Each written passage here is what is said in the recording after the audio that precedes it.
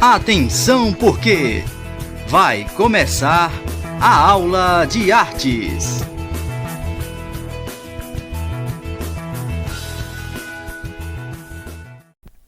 Olá pessoal, tudo bem? Vamos dar início a mais uma aula de artes com vocês.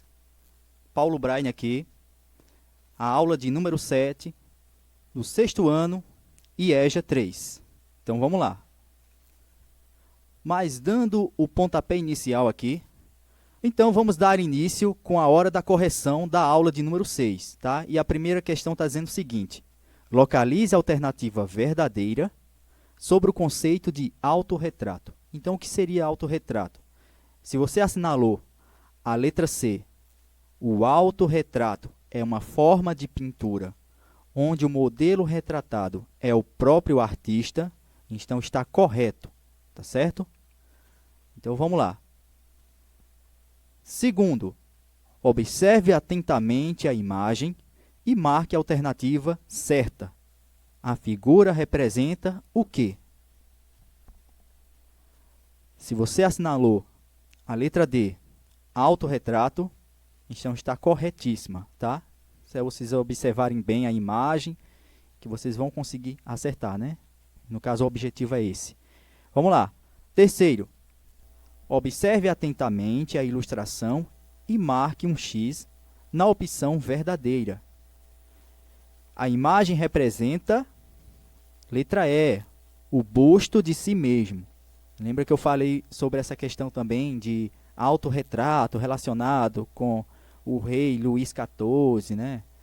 Da época lá da história, né? E tudo mais. Então, busto é isso, né? É a escultura, é o busto de si mesmo. Ali, uma imagem sendo representada através do Dr. Freud.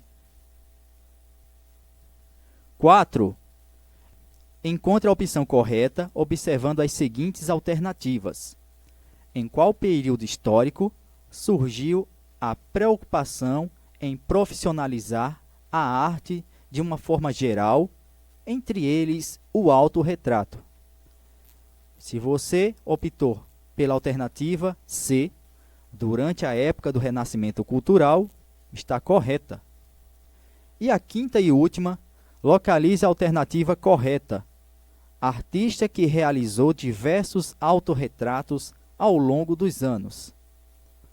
Se você optou pela alternativa D, Vicente Van Gogh, está corretíssima. Tem até a imagem dele ali ao lado. E agora, finalmente, sem mais delongas, vamos para a aula de hoje, que será sobre teatro, espaço de jogos e imaginação.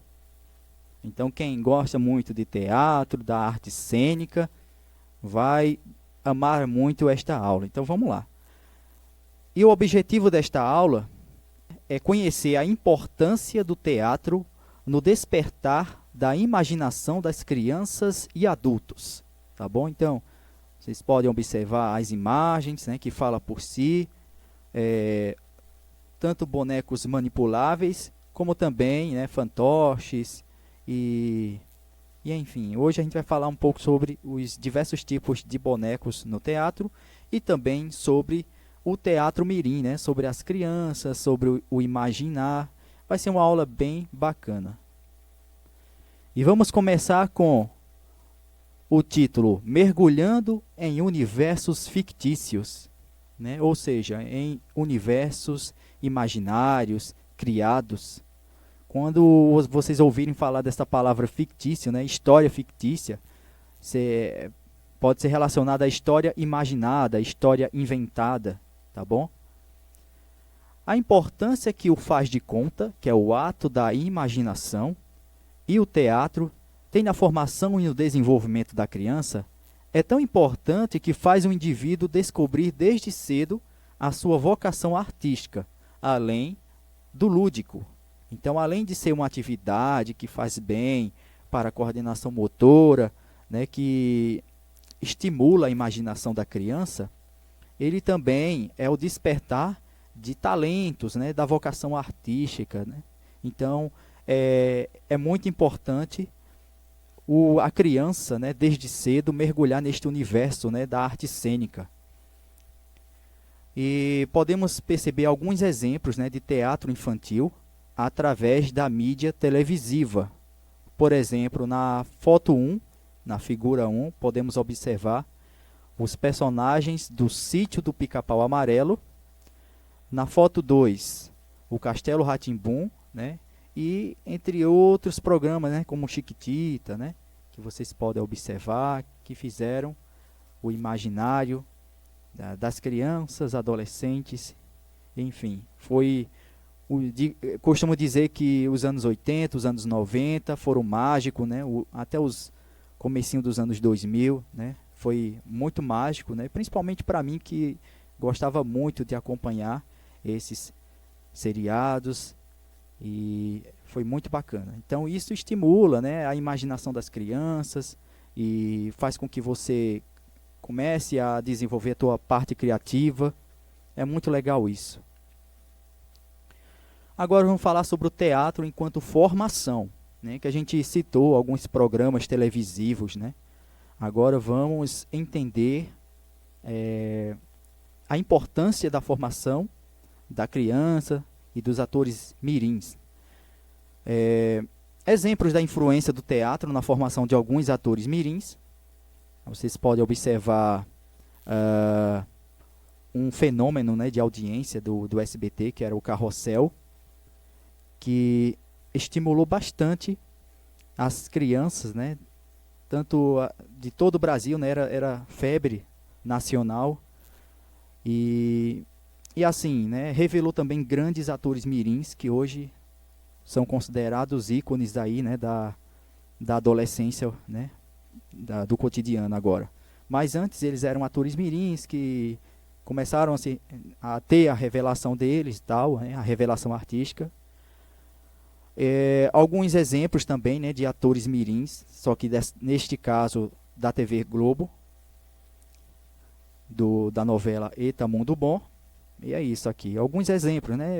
Existem diversos exemplos de programas televisivos e novelas, né, e filmes e tudo mais que fazem com que aconteça, né, a revelação de vários e vários atores mirins. Vamos agora para o teatro de animação. E o que seria isso? É também conhecido como teatro de formas animadas.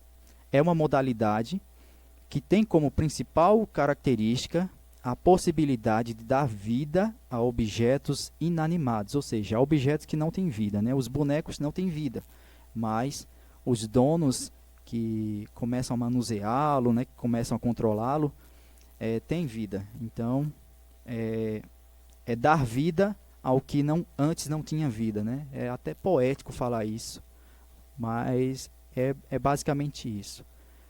Essa manifestação artística permite que diversos materiais possam servir ao jogo teatral, além de máscaras e dos bonecos, tá? Então, existe uma diversidade ali de bonecos espalhado aí, e de manipulação de bonecos para caracterizar o teatro de bonecos, né? E quais são eles, né? Existem os bonecos manipuláveis, existem as marionetes, existem os fantoches, né?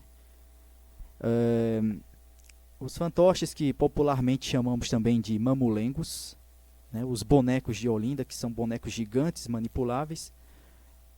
E existe uma diversidade de outros e outros bonecos espalhados pelo mundo, né? Porque em tal país existem os bonecos de varas, em outros países da Europa já existem outros tipos de bonecos que são conduzidos por outro tipo de manipulação.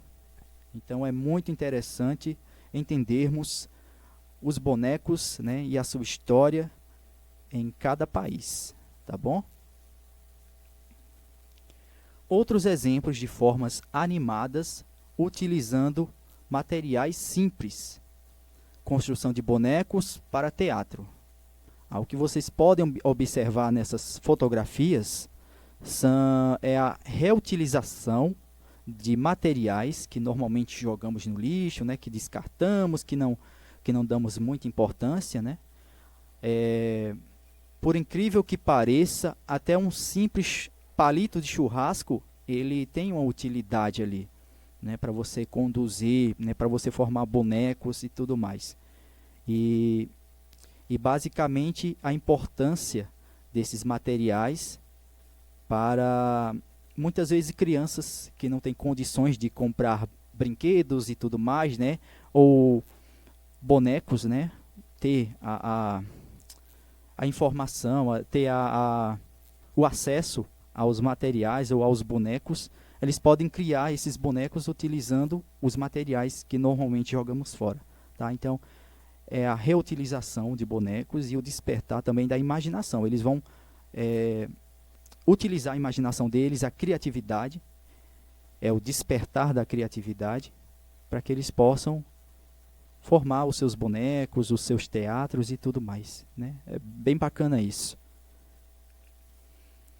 Agora vamos para o teatro animado na mídia. E o que seria isso, né? Podemos destacar programas televisivos, programas infantis que fizeram o imaginário das pessoas, né? Principalmente o meu imaginário e de talvez o pai de vocês também, né? Já tenha se deparado com esse mundo mágico, né, dos bonecos manipuláveis. E é bem bacana isso, tá? Então, podemos citar o quê? O mundo do teatro animado é enorme e ultrapassa fronteiras e estende-se até os canais televisivos. Exemplos é o Vila Sésamo, que vocês podem observar na primeira figura. A TV Colosso, que foi sucesso de audiência, e ainda existem muitas teorias da conspiração, dizer que eles foram muita coisa, né, muita história, porque eles terminaram, né, porque a TV Colosso terminou de forma tão rápida, se eles estavam fazendo tanto sucesso na mídia, né? Existe até hoje essa pergunta, esse questionamento. A Turma do Cocoricó, que passava muito na TV Cultura, né? Ainda passa, né? De vez em quando passa, mas não com tanta intensidade. Mas é isso. E existem diversos outros tipos de programas, né, utilizando bonecos manipuláveis e é bem legal. Agora vamos falar do teatro de rua, que é uma modalidade teatral em que as atrizes e os atores utilizam seu corpo e sua voz no espaço aberto. Então lá é em um espaço totalmente aberto, né, um espaço público. Tá lá você mostrando a sua arte, sem depender de nenhum equipamento, lógico, né? Existem os equipamentos da gravação, tal, para mostrar ali, para registrar aqueles momentos. Mas o palco, né? Vale salientar que o palco ali é o espaço. O espaço ali não tem limite ali de espaço. E ali você pode desenvolver várias e várias peças teatrais dentro do espaço, né? O espaço aberto. Atualmente se estende o teatro de rua como um teatro na cidade. O espaço urbano é o palco onde acontecem as cenas praticamente para o grande público que estiver passando. Então, além de ser um teatro aberto, onde todas as pessoas terão acesso, você basicamente não paga nada, né? Você tem ali o acesso a todo o teatro ali, é acessível para todos os públicos e é legal isso. Aí vocês observem ali as imagens mostrando o teatro de rua. Vamos agora para o teatro na janela. Quem nunca ouviu falar, né, que existe também o teatro na janela, então vai se surpreender, porque é uma espécie de teatro onde os atores se fantasiam e representam os personagens e, em outras ocasiões, manipulam bonecas e bonecos gigantes que aparecem na janela. Aí vocês observem, né, que além dos bonecos, né, também tem os atores que fazem lá o teatro, né, numa grande janela, no palco acessível também para as pessoas. A diferença do teatro de rua para o teatro na janela é porque, basicamente, já está dizendo tudo, né, é na janela. todo o espetáculo, todas as improvisações e tudo mais, o roteiro, os acontecimentos da história, tudo acontece na janela. E enquanto que o teatro de rua é num espaço, né, aberto, e é isso, é a grande diferença. Agora vamos para os jogos teatrais. E o que seria isso?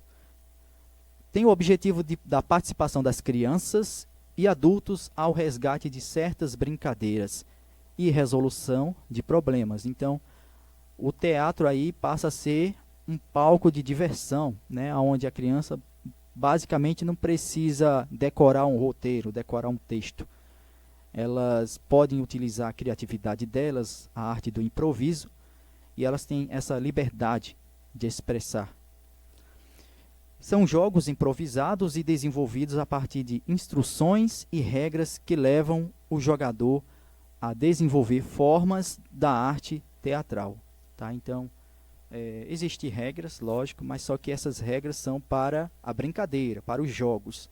Não são regras para você decorar o texto, para você fazer tudo certinho, como está mandado ali naquele roteiro, no script, né, que é também chamado de roteiro, né, o script, onde acontecem as cenas, as falas dos personagens. Ali a criança e o adulto também, né, que quiser participar, não precisa decorar e nem seguir roteiro nenhum.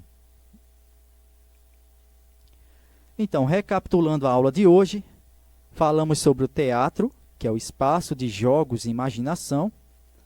Falamos do teatro e exemplos da influência do teatro na formação de alguns atores mirins. Tá? Falamos sobre a importância, né, de se formar a criança desde cedo, para que elas despertem, né, e estimulem esse lado artístico delas. Falamos um pouco sobre o teatro de animação, que é os teatros com bonecos, e existem diversos tipos de bonecos, né, tanto os bonecos, os fantoches, as marionetes, mamulengos, bonecos manipuláveis, exemplos, né, também os bonecos de Olinda. Falamos sobre teatro de rua, o teatro na janela e, por último, falamos sobre jogos teatrais. Tá bom? Tá certo? Aqui são as referências para a realização do material. Então, se vocês quiserem dar uma pesquisada aí, né, já existem os links disponibilizados, né, são as fontes de pesquisa, tá bom? Aqui vocês podem observar, é bem interessante isso. E é isso aí, pessoal. Valeu, até a próxima. Essa foi mais uma aula e obrigado por tudo. Fui!